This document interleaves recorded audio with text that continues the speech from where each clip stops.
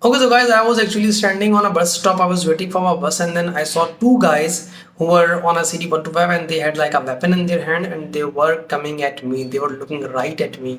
I thought that now they will ask me for my belongings. They will ask me for my smartphone. I just subconsciously took 2 to 3 steps back, and there were other people also on that bus stop.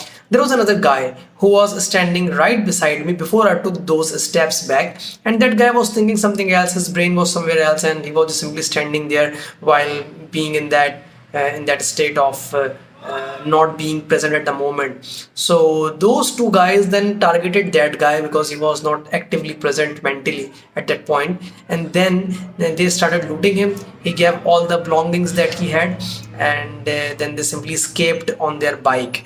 And now there were like around 12 to 13 people that were present on that bus stop at that specific moment, and nobody intervened.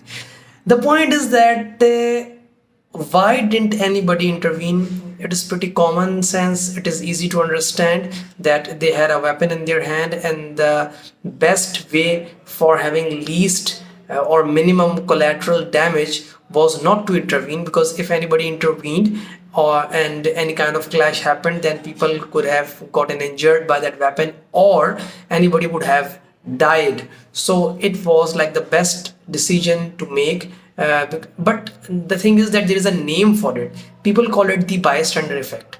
What happens that if you are not directly getting impacted by some bad thing that is happening out there, then you are not going to stop it. And when people do like that, they immediately do not get any kind of consequences of it. But eventually, when what goes around comes around, ultimately they also become a target of such a thing. So this thing is getting pretty common these days in the world, and this is causing a lot of damage to the society by this bystander effect.